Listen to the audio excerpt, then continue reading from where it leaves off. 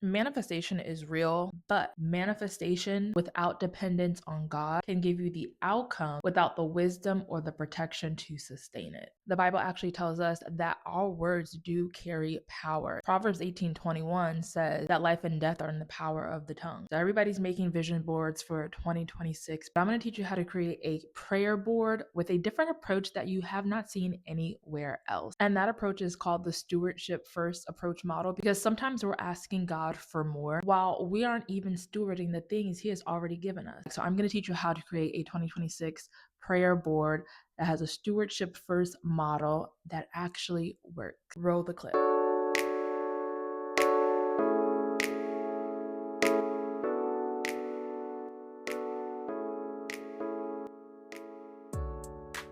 Hey, Eternal Besties, welcome back to my video. If you are new, my name is Nikeia. I create all things about entrepreneurship, Christianity, faith, lifestyle, travel. I do it all. Today, we're going to be creating a prayer board for 2026, but I want to walk you through how I personally create a prayer board that's actually effective and actionable, and how it's actually a discipleship tool and not just a pretty decoration that you're hanging up in your room. I want to talk about how the Bible doesn't discourage us from planning. Planning is actually wise. It's actually very strategic to plan. But scripture does warn us what happens when you plan without God. And that's what these vision boards out there nowadays are. A perfect example of this is in James 4, verses 13 through 16. It says, "Come now, you who say today or tomorrow, we will go into such and such a town and spend a year there and trade and make a profit. Yet you do not know what tomorrow will bring. What is your life? For you are a mist that appears for a little time and then vanishes. Instead, you ought to say, if the Lord wills, we will live and do this or that.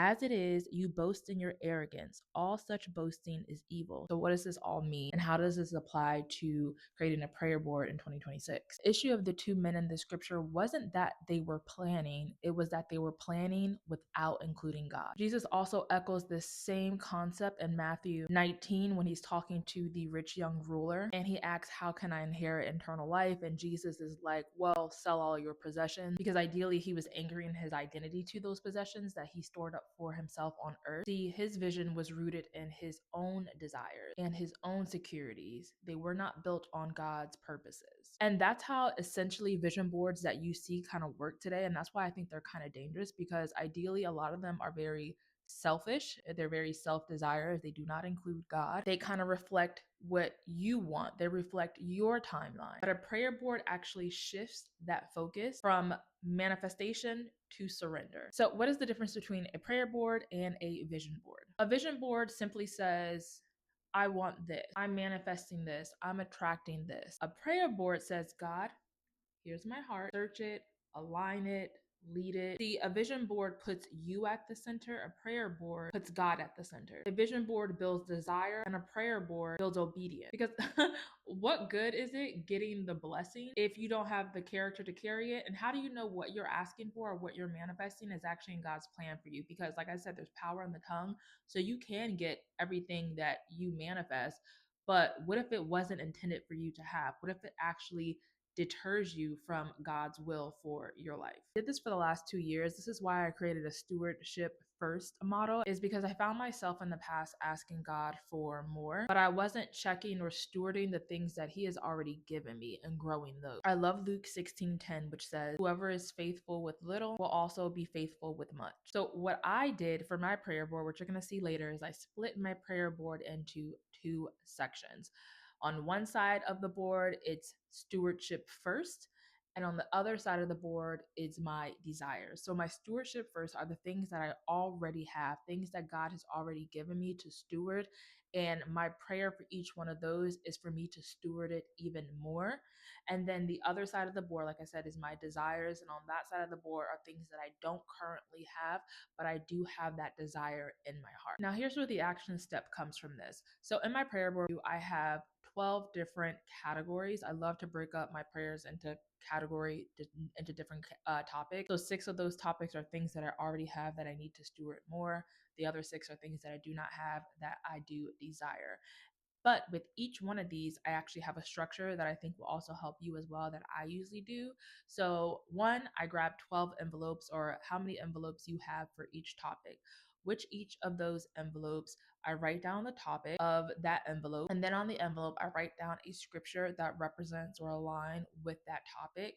And then eventually you're going to have index cards. So you'll need index cards, and you're going to use this throughout the whole entire year. And this is the structure that works for me, because you need to have a routine, a structure in order for this prayer board to work. You need to have action for this to work. And so that includes prayer. So here's what I like to do on a daily basis. Out of those 12 topics, I like to choose one of those topics every single day. So every single day, I look at my board, I choose one topic. From that topic, I read that scripture out loud that I pulled out for that particular topic, and then I pray specifically over that topic. Here's something else I do as well. I also include an intercession prayer over that topic. So what I mean by intercessory prayer is that I'm also praying for someone else that might be positively affected or blessed by that topic. So let's say, for example, finances. Finances is on my board every single year. Every single year, finances is something that God has blessed me with, but I want to steward it better. I want to steward it more in 2026. Pray that scripture into my prayer with God. And then I'll also say, when this happens, Father, these are the people I want to bless. These are the people that I want to, you know, something like that. So I'm always praying for someone else that would benefit from what God would give me in 2026. The next thing I do in my prayer is I ask God for an obedience step, basically saying, what can I do today to walk in this purpose, in this desire, or in this stewardship? Is there anything that I can do today? That's basically what I do. And then I take time to listen. I sit down, I'll write something out, and I'll write what I feel he's saying to me. Now, here's the key. Sometimes I don't hear anything at all, and that's totally fine. But throughout the day, I'm constantly listening. I'm listening, and if you know God's voice, that can be a whole nother topic, by the way. But if you know God's voice, you'll know when he's speaking to you, especially through the Holy Spirit. And I write it down on those index cards, and then I put the index cards in the appropriate folder or the appropriate envelope that it will go in. And I do this daily. If you forget one day, that's fine. You can do 2 prayers in a day or something like that. It doesn't really matter. But consistency is key.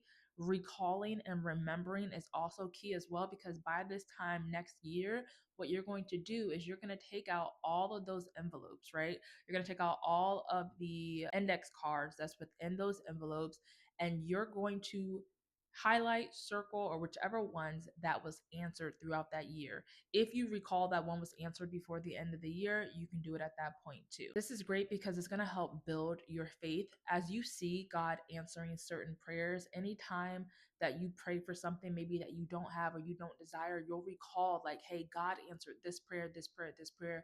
This is how he answered it. This is how he spoke to me. And you have something to look back on. So it strengthens your faith knowing that God always answers you. It might not be in that day, but you can use those index cards. I would write the date on there as well, but you can use those cards and be like, you know what? God has always answered me. He's always answered my prayer. It may not even be in the way that I expected, but he's always answered me. And that comfort right then and there is going to help for anything in the future that you may ask God for. This prayer board is literally like a meeting between you and God every single morning. You can even do it at night. It does not have to be in the morning. Honestly, you can do it whatever time of the day that you have time to do it. Carve out time for God in your prayer board and follow that structure. So now here's the fun part. Go ahead and grab all your images for your board. I'm going to walk you through on how I created mine now. Okay guys, this is Nakia from the past. So by the time you guys are watching this video, I already created my prayer board. And so now I'm just going to show a little montage and just talk over kind of like how I'm setting it up. So let's take you over to the arts and craft section over here. So here's what we have so far. Let me actually turn this around so you can see. Okay, so I'm cutting up some of my Pinterest images. As you can see here, I already have some cut up here. Have glue. I found these vinyl letters that I'm going to be using. I have 12 envelopes, and then I have the poster board, and I also have some thumbtacks. Okay guys, so as you can see, I'm cutting up all of the images that I'm currently going to be using for my prayer board, I literally just went on Pinterest and found images that kind of really reflect each of the topics or kind of help me visualize each of the topics in person. There's something neurologically that's been proven that when you look at certain images, or even when you read, like, let's say, scripture, for example, it really helps you see that come to fruition. So yeah, I'm just cutting all these up here, and then I make collages with all of these images on Pinterest. So each collage represents a certain topic. So as you can see here, I'm trying to figure out how I'm going to structure this board, because one side, once again, is going to be for the stewardship and the other side is going to be for the desires. So I'm trying to figure out how I can fit 6 of these on each side. So you'll see me playing around with the board, trying to make sure everything all fits. Finally figured out the way that I want to switch this board. Now I'm putting out the 6 envelopes that are attached to the 6 topics that have to do with stewardship, as well as I'm going to do the same thing for the other side, which are the 6 envelopes that go with the 6 topics of my desires. So now that I found the perfect way to structure this, I'm going to go ahead and start putting on the vinyl letters and numbers. So I'm literally doing 2026 like right in the middle, and then on the left side of the board, I'm putting prayer, and then on the right side, I'm putting board. So it's going to read like prayer 2026 board. Okay, now it's time to take everything off the board now that I know the exact structure I'm going to use. And now it's time to start gluing. I'm using this Elmer's glue stick. So it's a purple glue stick, but it's transparent. I highly recommend the transparent one because I actually had to glue over some of the images as well, and it actually dries down clear, so it really works. So here are the envelopes that I'm using here. I tried to find the shortest or smallest envelopes possible because otherwise they would not fit on this board.